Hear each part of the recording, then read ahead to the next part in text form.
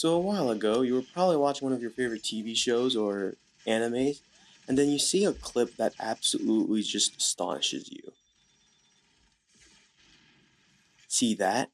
That was one of my most favorite clips in the movie, and honestly, I was just absolutely stunned on that complete scene of the Iron Man Mark 6 arm.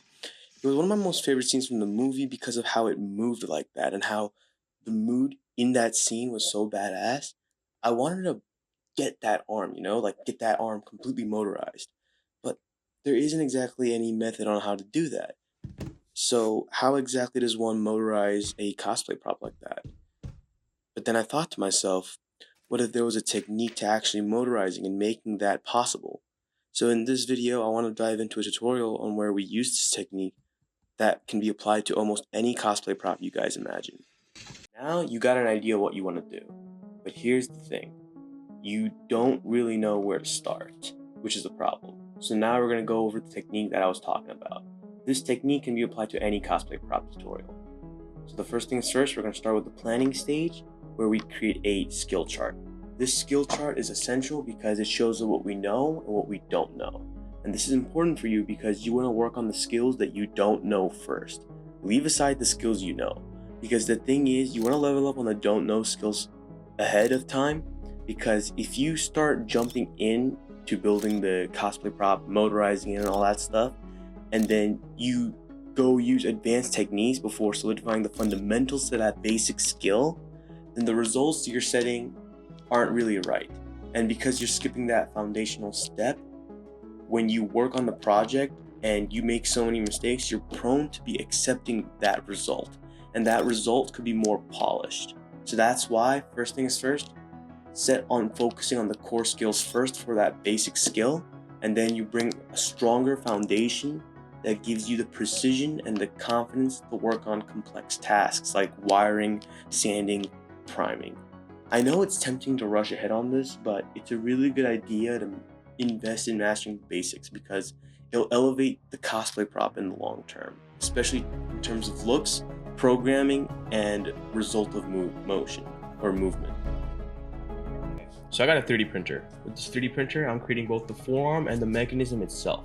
This is important because the mechanism you're creating for your own prop must have some sort of rigidity or strength behind it because it's trying to lift an area that you're motorizing or move aside an area you're motorizing. Just keep that in mind. Now we're going to move on to exactly how we want our prop to move. So in this case, identifying the motions the prop will take place. So I'm going to show you guys an example. Watch this clip real closely, alright?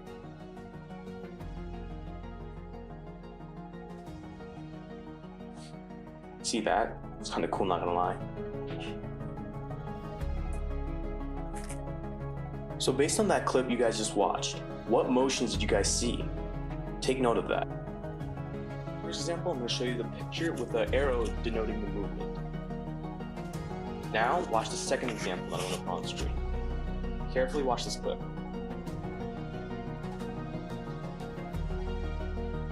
Based on that clip you just watched, what movement did you guys see? Now I'm going to put another picture on screen denoting the arrows of movement. The bigger arrow will represent the total movement, smaller arrows represent the movement required to get to the big arrow. Now that we've identified the key points in both examples, it's time to apply that understanding to your own prop design.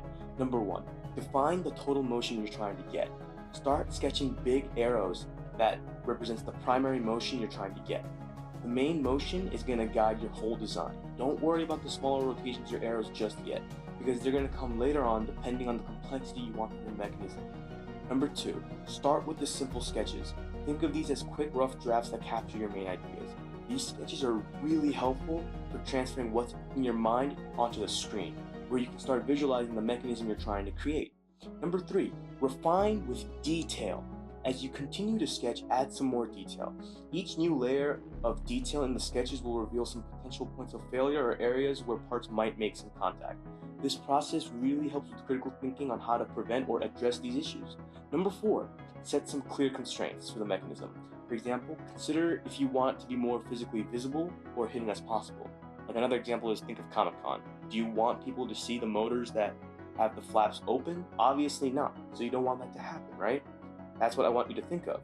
So think really carefully when you're trying to balance comfort with practicality. Unlike TV shows or movies that often really rely on CGI for the moving parts, you're working in real life where CGI is not really going to help you there. So often with these mechanisms for these props, it comes to sacrificing some comfort for functionality, as these mechanisms, depending on how you craft them, can take some space in a prop. Number 5, weighing comfort versus practicality. Remember, in practical designs, you need to find a middle ground between comfort and effective functionality. Ask yourself this question: is this piece meant to be comfortable for a long time, or is it more important for the mechanism to work vividly and reliability? Now moving on to the design stage of the technique. In this case, we're moving on to the digital stages where we're digitally prepping the STL file that you picked to be motorized. However, there are specific areas on the STL that you want to cut out in order to motorize, right? But here's the problem: they're not already cut out for you, so you need to cut them out yourself. Now, there are 2 popular methods on YouTube in order to actually cut these STL files. They are Blender and Meshmixer. However, there is scenarios where using one software over the other is beneficial and time saving. So in this video, we're going to look at the scenarios where we can use Blender over Meshmixer or Meshmixer over Blender. Here we have 2 main points. Okay, now let's apply those points onto the forearm. So the areas on the forearm are more curved, there's not a lot of edges for me to really work with, and there's a specific curved area that I want to cut out. Understanding these points for the STL file makes it really easy to pick out the software you need to actually motorize the file. So with that being said, due to my file having more curves of areas that I want to motorize, that possess more curves than edges, I'm going to be picking out Blender to cut out my STL file. So when I was learning how to do this, I had already cut out the file beforehand, but I'm going to still show you guys exactly what to do with this file. One thing to keep in mind is that I'm not using the latest version of Blender, I'm using Blender 3.6.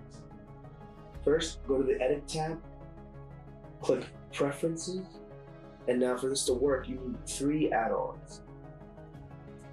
So I'm going to enable add-on and show you guys what to do. You're going to need Add Mesh Extra Objects, you're going to need Object Rule Tool, and lastly, you'll need Mesh Loop Tools. If you have all those tools, then this will work.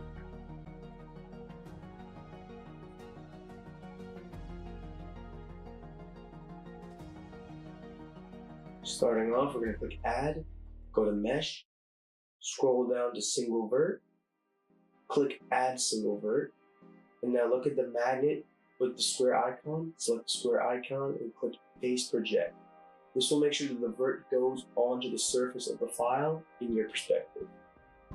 Move the vert to the location you want to cut it out, and one really cool tip is I like to go into the 2D mode in terms of viewing because it helps me be more precise. So just select X in my case. Now the shape I want to cut out is a flap, but your shape can be anything. But to create the shape, you want to start off by clicking E to extrude the vert. I'm going to make a square.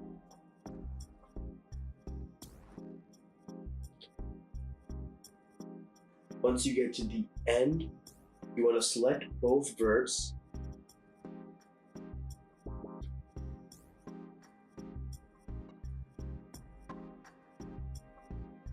Once you select both verts, right click, scroll to snap vertices, I click selection to cursor, and it always goes in a random spot for me. But do the best of your ability to go back to the place you wanted to go to. Once you do that, click F to make a face. This is just me adjusting it beforehand. Click A to select all the verts and then click F. Click E to extrude out the face and click Clerk plus I. Once you do that, E again, but extrude from the opposite side you did before. Now go to the edit mode and go click object mode. You just want to switch out. Select the vert, then the file, and then right click, and then click copy objects. Go to the 2D mode again. You don't need to, but this is what I prefer doing because it really helps me out visualize and move stuff. Click paste objects and move to the side. In your dashboard, you'll see some newly highly selected objects. make them not visible for now. We'll need them later on though.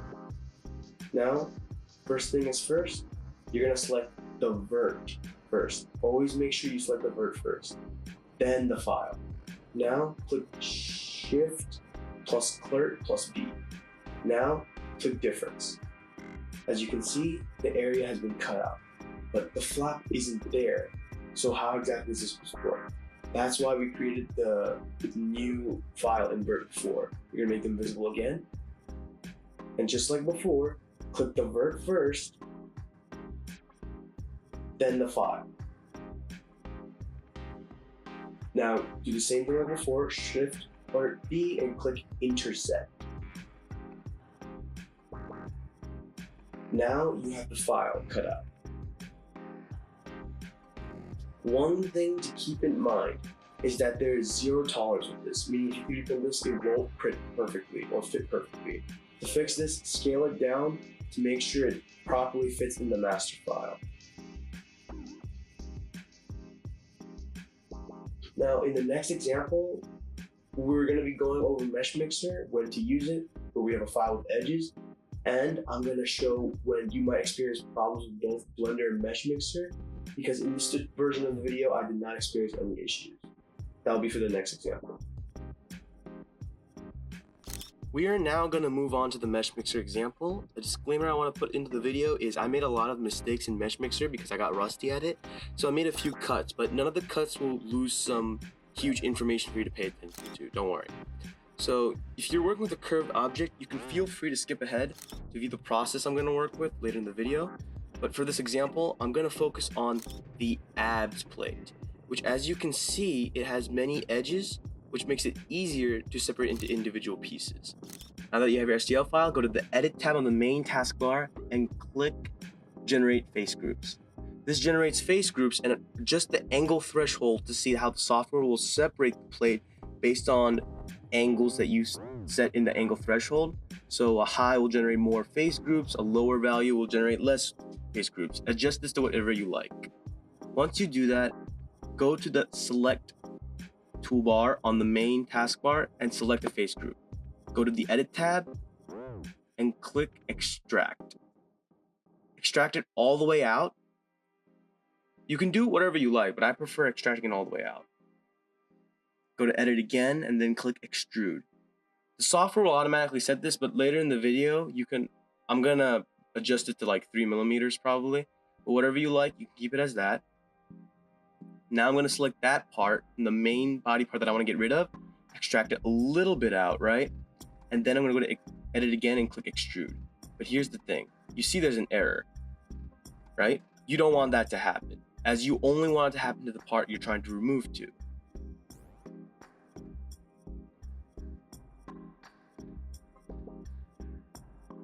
So this is just me debugging it. I'm thinking, what am I supposed to do here? But don't worry, we're gonna get to that part in a second. Go to Edit on the main taskbar and go to Separate Shells. Now the shells are separated, so now you can work with the different groups. Select that face again, go to Edit and click Extract once more. Now it doesn't mess with the other groups when you click Extrude. So here I'm going to go to Edit again, click Extrude, I'm going to extrude all the way back, and now it's not messing with the first group. Now I'm going to go to Transform, but here's the thing. As you can see, although this part is attached, you want to move that part up or scale it because of the fact that you can see that seam, right? This seam causes most Boolean errors. So first step to this is I'd always click Uniform Scaling, but as you can see, it scales the entire object. You don't want that to happen. Because it's a new mesh, you can also do the Separate tool again. So we're going to go to Edit, we're going to go to Separate Shells,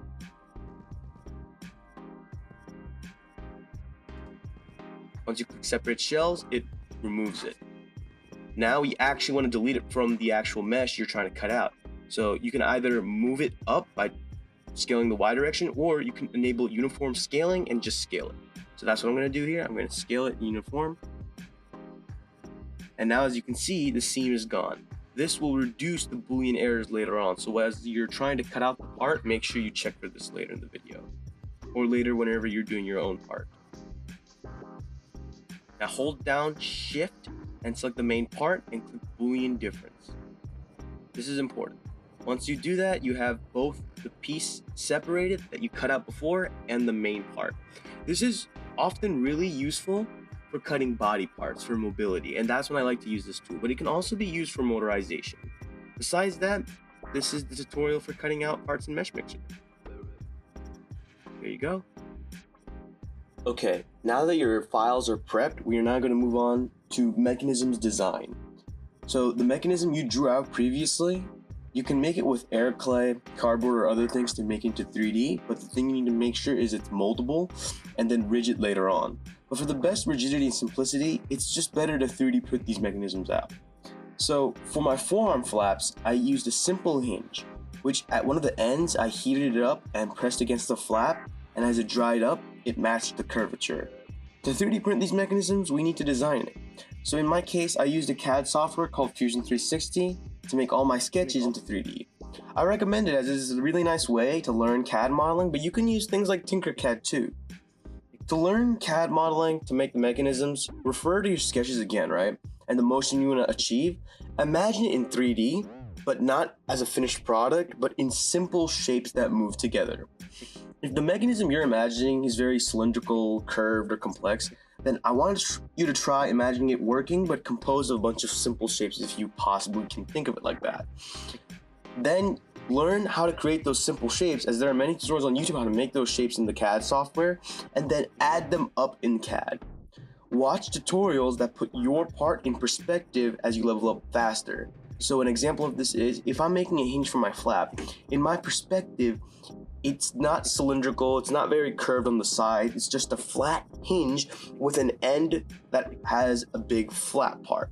So what I'm imagining is a cookie cutter looking shape. So I would try to get that into 3D, but extrude it outwards. So in my visualization in mind, I would try to create a flat sketch in 3D. There are many tutorials on how to use the CAD software, but the thing you need to keep in mind is you need to pick the right ones to learn faster. So now, once you finish the designing stages, it's time to move on to the priming stage.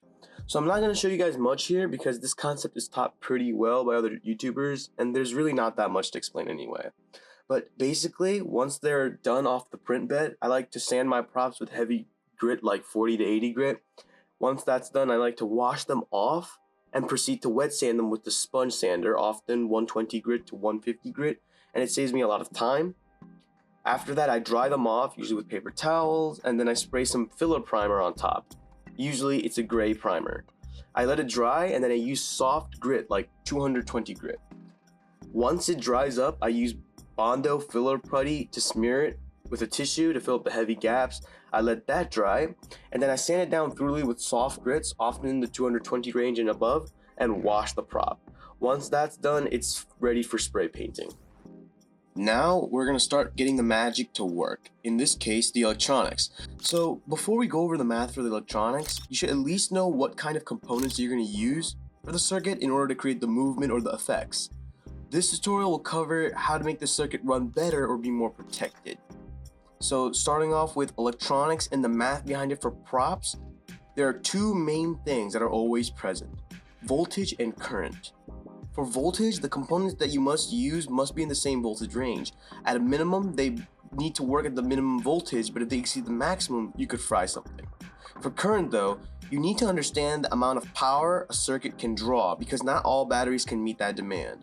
So an example is, to get the total current that the circuit could potentially draw, I'm going to add the max current that each individual component in my system can draw. This gives me the peak current that the system can draw. So what does that number mean? So imagine if everything in the circuit was overloaded or was drawing the max amount of energy it could per component. That means it would draw that much energy before failure. So one of the biggest reasons on why we need this number is because a question later on that you're going to ask yourself while building the circuit is, how long do you want your prop circuit to run? So first up, you want to start defining how long you want the circuit to last without turning off. So you want to use this formula. I'm going to give you guys an example of using this. So in my case, I want to see what my runtime could be for my forearm circuit. So I'm already using a 6-volt 2000 mAh battery, and the peak current draw that I already calculated is 19 mAh. So using that formula, I get approximately 1 hour of runtime at peak current. So remember that this number means that it was calculated at the peak current draw. This means that this amount of time is exactly how long it would last if the circuit was continuously running on overload. But in reality, you would never heat that peak current all the time. So to be honest, the actual runtime will likely be much longer than an hour. Picking the right battery for your circuit is going to really help with runtime. But now you have another issue. What if your circuit actually reaches the peak current draw? So sometimes there will be times when your circuit may need to draw too much current, or it might spike in voltage. So to protect the circuit, you need two components. Those are capacitors and resistors. So this guide table will show you a list of scenarios that often are encountered when making a cosplay prop, and when to exactly which for each scenario. Refer to this table as a guide to help you choose the right component for your circuit.